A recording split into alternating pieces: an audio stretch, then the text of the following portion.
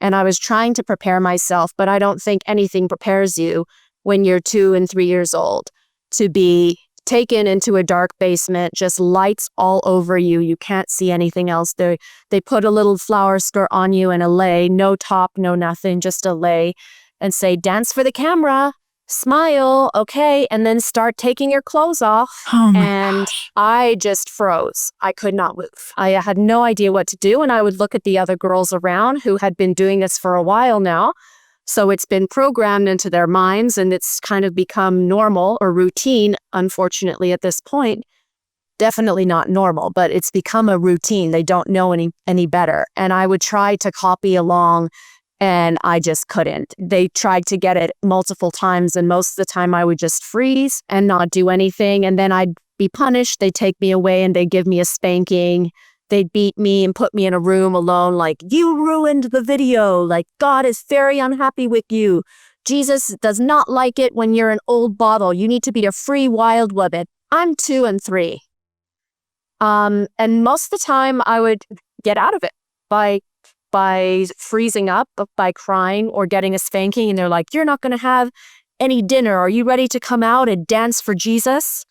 So a couple times I'd be like, yeah, I'll do it because I'm hungry and I want my dinner. That's how it started with me with the child pornography. I mean, Berg's house, it just got worse and worse and worse with all of the sexuality. Anything he wanted, he got. There was nothing off the table for him in his house because his word was law. Wow, that is so much to be around. I'm so sorry you had to go through that. I imagine that you just must have constantly been in fight or flight.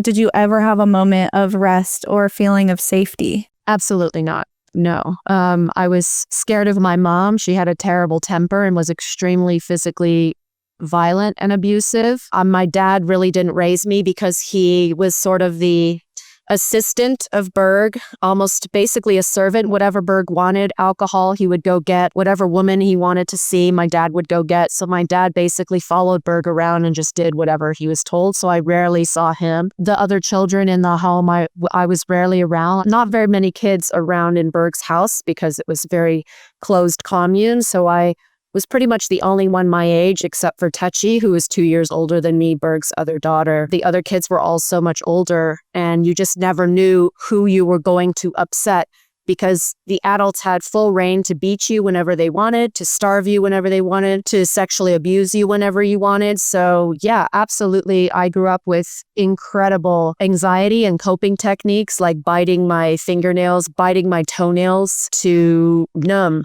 and to get out of my head of like, I'm not safe, like a constant in fear for my life and my safety all the time. Wow. I'm so sorry. So much to deal with for a child. And then your own mother gives you to Berg almost exclusively. I mean, I don't know if it's symbolically or the level to which you were actually his wife, but you're 3 years old, placed on his lap and given to him as a wife. Given to him with a ring as well.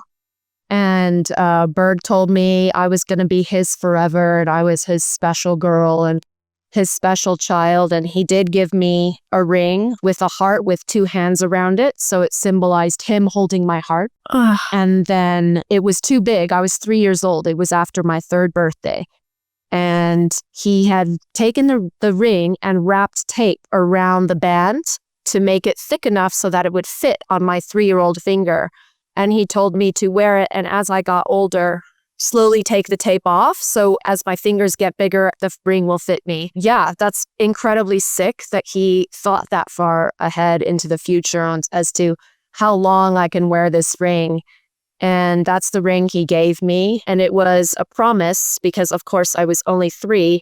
But by the time I was 7, I was going to be expected to provide for him as a wife in every aspect, sexually, physically, mentally, emotionally. At this time, it was mostly in his bed, fondling, groping. It never went past that because I was 3, thankfully. But yeah, it was full access to me and given to him by my mother. And she was proud of it. It was a huge honor. She was excited. Everyone was excited. People were like, wow, let me see the ring. Oh, I wish I was Grandpa's wife. What? Just that sentence. It's I wish sick. I was Yeah. grandpa's wife. Was Yeah. he already taking multiple brides at this point? He was, and I had no idea because I was 3 and I was actually the youngest of these child brides. He was not taking adult brides because Zerby was his one bride, his adult wife, but he was taking child brides, including his own granddaughter, Mimi Berg. And I had no idea that this had happened. I thought I was the only one up until like 2012 or 2013, when actually Mimi, before she passed away, we got in contact and she had actually checked on me to ask if I was okay. And we talked a bit. And then I found out she had a ring. And then I found out from some other women, they also received this ring. And it ended up being like 6 women.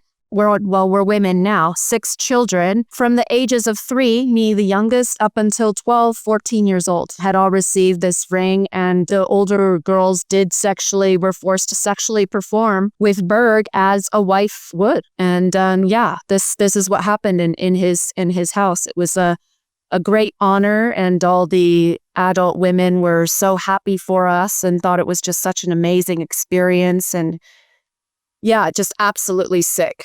Just sickening the way that he thought about doing this, and then also the way he thought about how we could continue to be his and how he could own us for the rest of our lives and how we could keep wearing this ring into the future. Mm-hmm. When you think about it, it's sick. Like he wasn't getting a child ring. It was a literal ring. It still fits on my little finger to this day. Just the way he thought about that and the symbolism of the hands holding the heart. I mean, it's just disgusting. It's sick. Yeah. You know, it's incredible when you really think about it, the severity of the abuse that was going on in Berg's house. And how he was able to get other people across the world to implement these behaviors. And he introduced polygamy as well for the adults, right? Yeah, absolutely. He introduced polygamy. Not one wife was just old news, like now we should have several wives for Jesus. Basically, anyone's wife should be shared too. So not only were men having multiple wives and children, but if a man wanted somebody else's wife, they should be able to take that wife or exchange the wives to get the other wife to go with the other man, and then the other wife will go with this one. It really depended on the men. Women were just objects in the cult. We were all there to serve men's desires, and we were all there to satisfy men, and we were all there to lead a sacrificial life. We were absolute objects, sexually, physically, mentally, everything. And that's what we were told. That's how we were raised as female children in the cult. Mm-hmm. This is your job. If you don't do this, you're not serving Jesus. If you don't do this, Jesus is unhappy. There's always that power and the fear of the control. Absolutely, everything you were just saying with the women being objects, and at the same time they're abusing the little boys, right? Yeah. At the same time, there's abuse going on with the little boys, mostly from the adult women. And there was, as we know now, lots of closeted abuse between men and little boys as well. Berg was a raging homophobic. He would often say like, damn the gays to hell, damn the homosexuals, they're all going to hell, blah, blah, blah.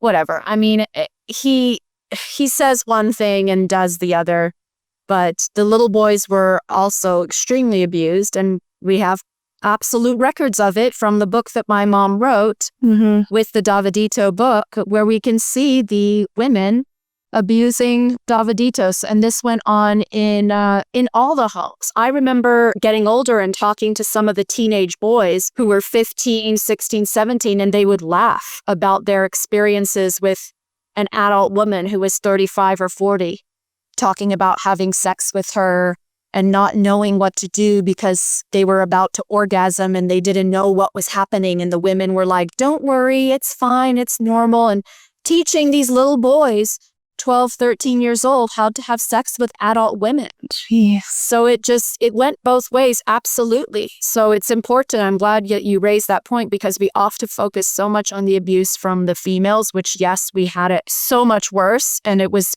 incredibly severe. but there are the boys were abused as well, and especially the little boys who were sexually abused by the adult men, which we rarely talk about, but it did happen. And we often, in society as well, we kind of brush away the experiences, the sexual abuse experiences that men had. Like, you're a guy, like, it's fine, you probably enjoyed it. And that was absolutely the attitude that we had in the cult, because the boys would kind of laugh it off and like, oh yeah, I mean, I was having sex at 12 with 40-year-old women. And they were like, well, I enjoyed it. It was fine with me. But, the truth is that's not normal. And the truth is that affects you as you grow up. And it's important to acknowledge that as well, from the abuse that happened with the male population, the little boys cult as well. Yeah. We've done a couple interviews with Philip Seibel. I don't know if it's going to come out, the second one, before or after this one comes out, but if anyone's interested in the male perspective, you can go and watch that interview after this one. Did you have any sort of resentment or awareness of this book that your mother had written? Did you connect the dots, like you're the reason that this is happening? Did you have awareness of that as a child? Not at all as a child. The awareness started with that way later on when I was 15. There was a lot of stuff going on in the news. Ricky Rodriguez was kind of speaking out against his mom. I don't think he had quite left the cult yet, but he was becoming like a bad apple.